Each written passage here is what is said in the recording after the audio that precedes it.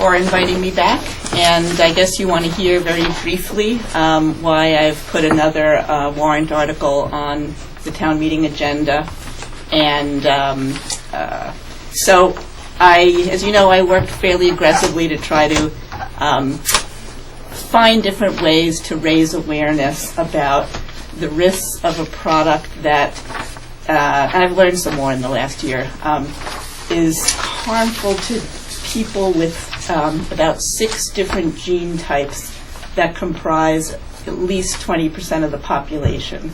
And as we age and our immune and hormone levels fall, it's not so great if you have had a lot of fillings in and out over the years.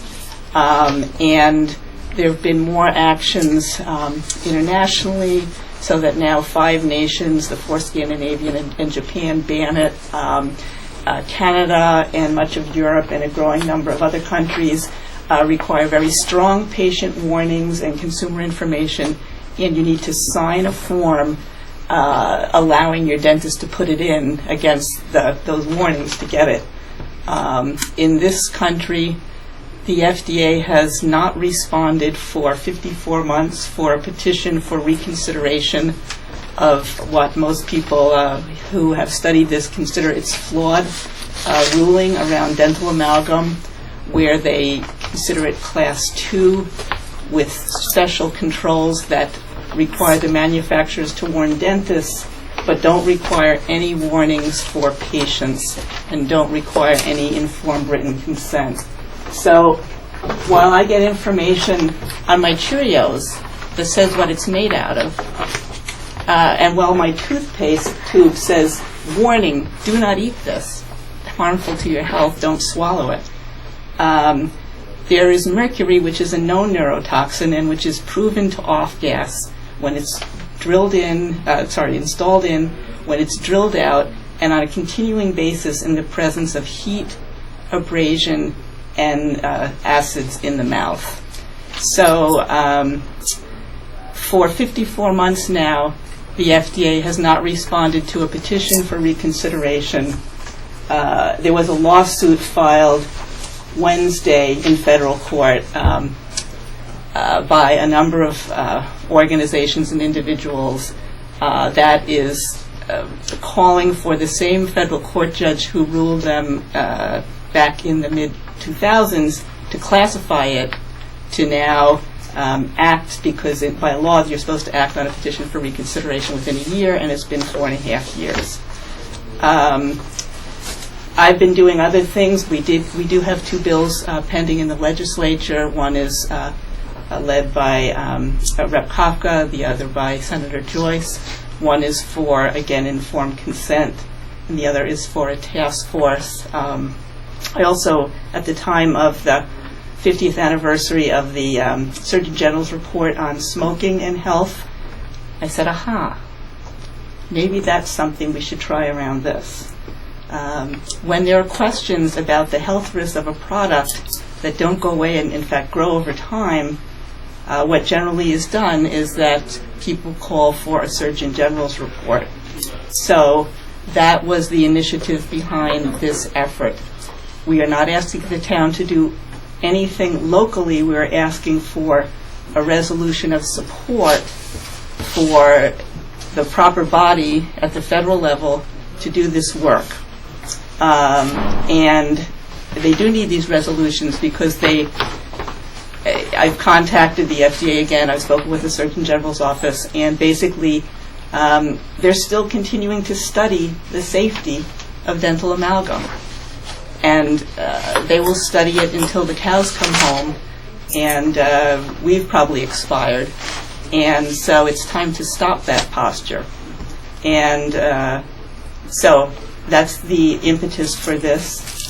I can tell you that it's still hard. It's still like pulling teeth to get people to pay attention.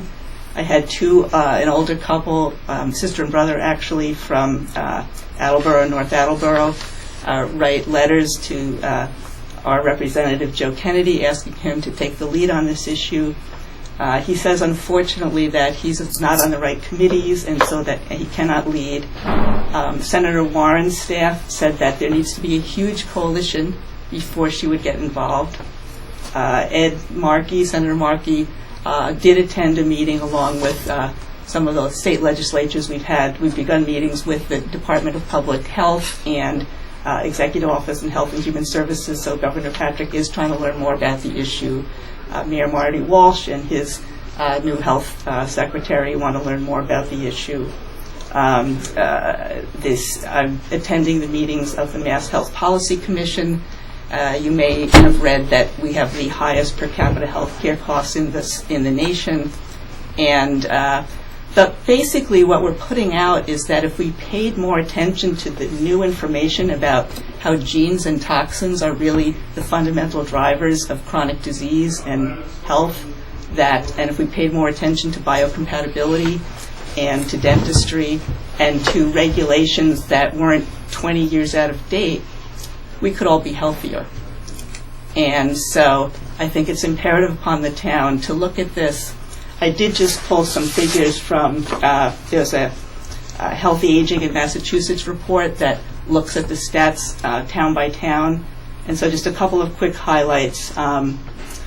For our population, 65 and older, we've got 1 out of 8 people in that group, which is a little less than the average across the state.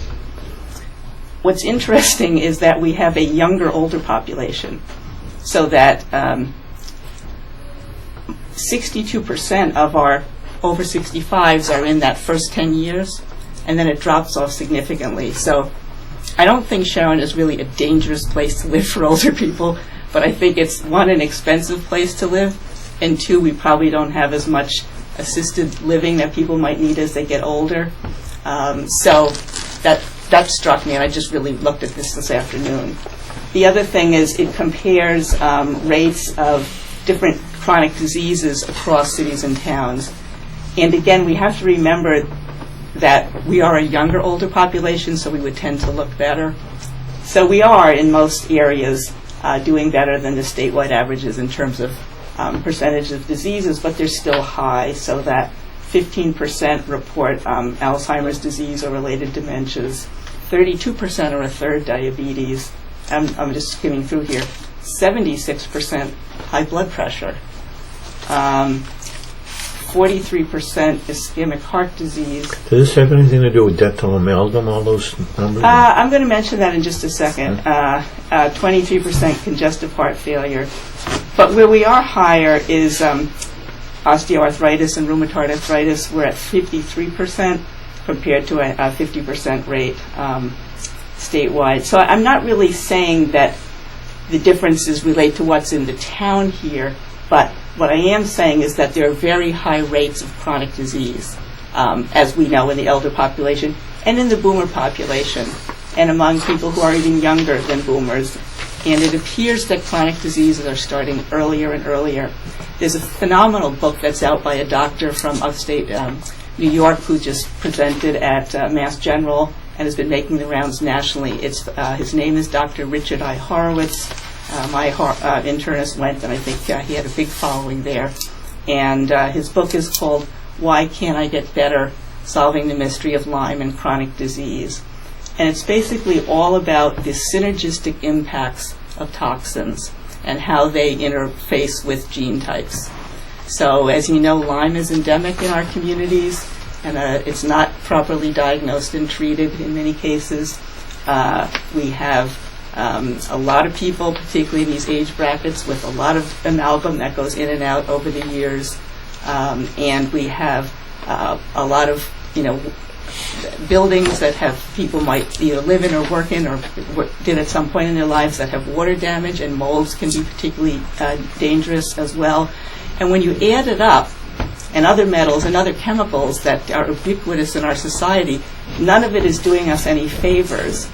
And so the point and the call for the Surgeon General's report is to say, go back a couple decades. We used to think smoking was healthy. Doctors used to promote smoking. We used to think asbestos was fine. This is one of those grandfathered devices which, trust me or not, but read up on it, is not fine. And so it's a movement basically to ask local communities, organizations, state legislatures civic organizations, religious congregations, to call for, if you are concerned about helping people dial down chronic diseases, a Surgeon General's report, so we can get to the bottom of this and find ways to promote good health and integrated care and a reduction in chronic disease rates, which will help families, communities, employers, health plans, and governments. So there's no cost to the town other than a couple letters and stamps, but there's a potentially significant upside if down the road there are less people on your payroll who are going on, sick leave, unemployment, needing expensive health care that's driving up premiums. So that's my argument for why I think it's a good thing for the town and for the Finance Committee to look at. Because of delays, I haven't yet presented to the Board of Health, but I will be on their agenda in the next couple of weeks. Okay. Does anyone have any questions for Laura? Laura, you listed a lot of chronic diseases, and you said that the dental amalgam is particularly harmful for 20% of the population with a specific genetic makeup. Do I understand that correctly? So my question is, what chronic diseases are we seeing in this 20%? And so of all of the chronic diseases you discussed. What I should do is I want to pull out, there's a risk assessment position statement by the International Academy of Oral Medicine and Toxicology. So that just lists the kinds of diseases that can be caused by dental amalgam or that have a higher risk. And I guess the thing that I need to stress is, again, there are many toxins, so you can't necessarily say for any one individual that, you got it from, your Chlordane, or you got it from your amalgam, or you got it from all of those. Now, if we had little chips and, barcodes in our bodies, or if, I've actually had a lot of testing done. I pretty much know what's in my body in terms of both my genes and my toxins, and it's pretty scary. But I'm pretty healthy now, which is wonderful. But anyways, I'm looking for that sheet. But it's implicated particularly in cognitive problems. It's implicated particularly in immune system, autoimmune problems. It's implicated particularly in neurological, movement type problems. It's implicated in psychiatric conditions. It's implicated in cardiovascular disease, respiratory disease, because basically what it is it's a heavy metal. It binds to electrons in cells. It can go anywhere in the body. And if you don't clear it well because of your gene types, it just kind of gets stuck there, and it wrecks intracellular transport. And so where the inflammation happens, it's kind of like, who can say? Everybody's different. But where the inflammation happens, it will do damage. And the body is one organism, so things tend to spread. And the reason these people, these statements are made is there have been autopsy studies. So, certain kinds of heart disease, if you autopsy the heart, there's very high mercury levels in it. There have been some autopsy studies, of brains.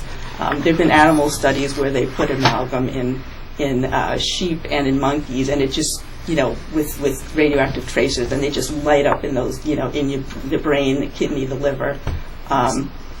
It's not pleasant. Right. No, but that's very helpful. Thank you. Okay, well, we appreciate it. We understand it was a long evening, but we thank you for your time. And any other questions? Then I'll entertain a motion to adjourn. Move to adjourn. Okay. Second. Okay, all in favor? Aye. Okay, thank you very much.